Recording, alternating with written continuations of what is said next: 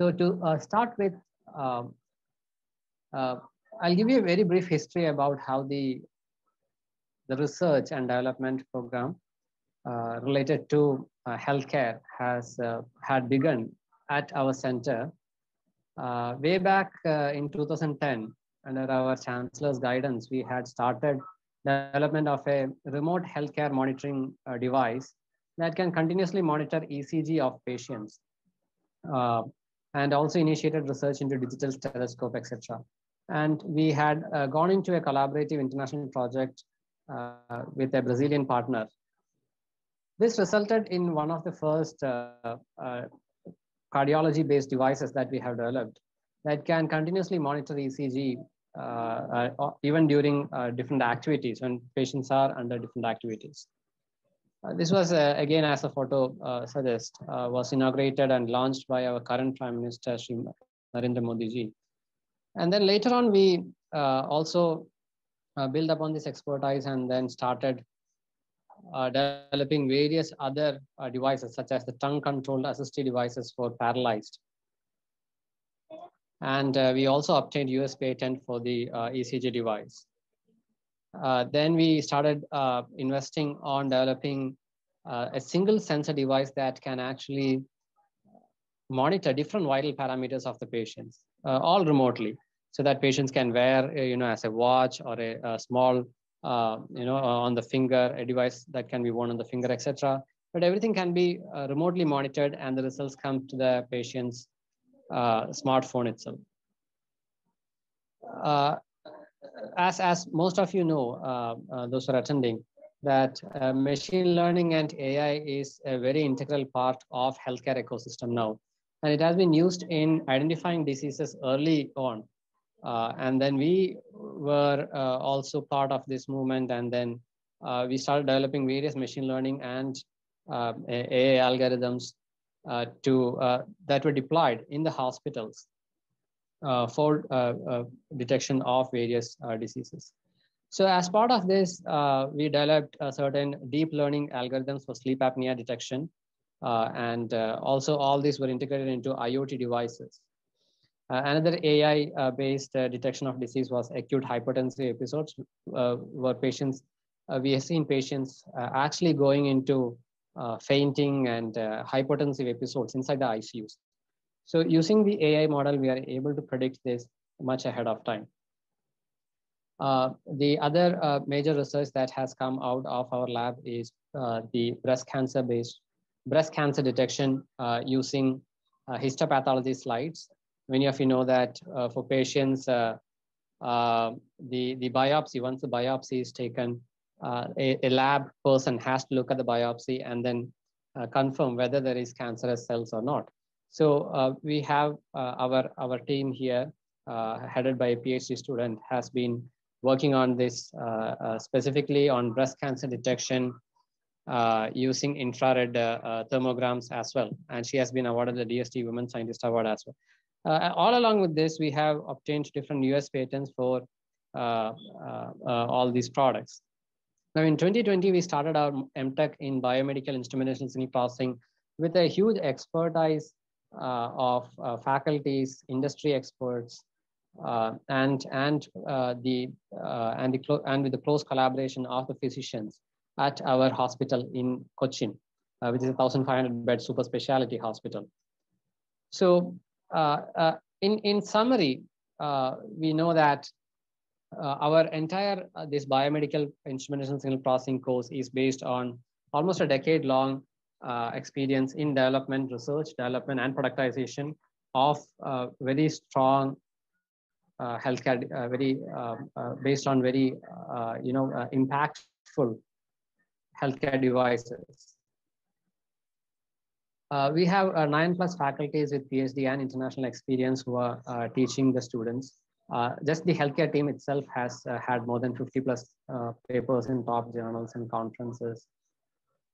We had, as I mentioned earlier, 3 US patents for products, and 3 products have been already productized for the patients. Even recently during COVID, we were able to deploy some of the devices in the hospitals for remote monitoring. So Why would anyone join the program, master's program? It's primarily because healthcare industry has always been one of the major pillars supporting the entire global economy. But especially employment of healthcare occupations is now projected to grow at 14%, which is much higher than any other industry between 2018 and 2028. And especially during COVID times, we have seen the importance of technicians and technical people involved in biomedical area in developing and deploying various solutions. Especially the Indian healthcare industry is proposed to grow at a growth rate of 16% year on year. Now, companies and research institutes both are looking for the right talent. What does right talent mean? Right talent means that you need to have clinical domain knowledge. You have to work in hospitals along with the doctors, do research, be part of them. Device instrumentation, signal analysis and processing, calibration techniques. Machine learning and deep learning has become a very core area in this field. Disease prediction models, hospital information systems are some of the major areas that companies and research institutes are looking for candidates in. Now, keeping this in mind, with the participation of international collaborators from across the world, physicians from our hospitals and from around the world, we have designed a curriculum for masters in biomedical instruments and processing such that we combined three major areas. One is engineering with the core area of medicine and biology, and integrated and developed a syllabus and a curriculum that would help you develop talent and skill in these areas. So in terms of engineering, you would be exposed to concepts and methods in IoT, DSP, maths, embedded systems, machine learning, variable computing, algorithms, sensors, instrumentation, image processing, bioinformatics. And in medicine side, you would ultimately have clinical experience working along with doctors and technicians at our hospital. You'll be introduced to medical ethics, equipment safety, etc. And one of the key things that is missing in many of the curriculums and syllabuses in other places is the lack of focus on teaching core biology concepts, some of the basic biology concepts such as anatomy and physiology.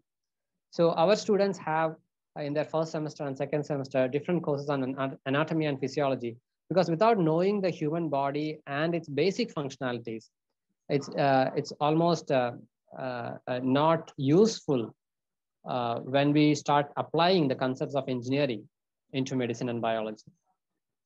So as part of this, our core curriculum has a strong research component, internships, and dissertation, which results in a lot of innovative ideas.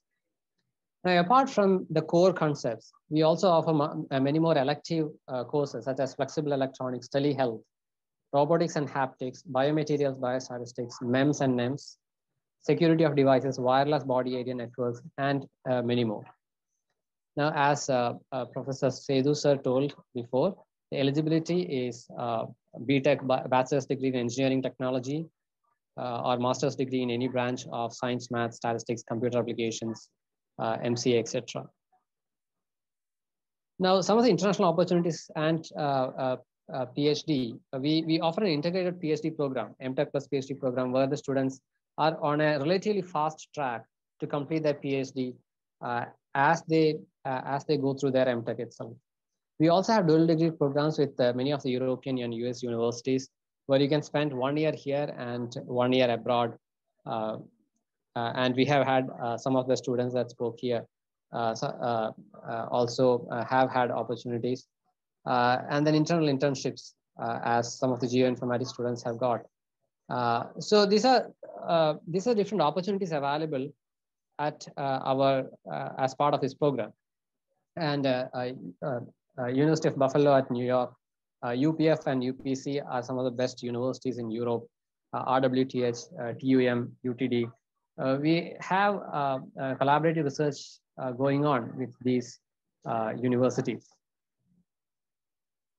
In terms of industry collaborations and opportunities, as most of you know, Amrita Center for Industry Relationships, CIR, is the nodal agency that is training students. So all the students get hands-on training on how to attend interviews, how to aptitude test, how to clear them.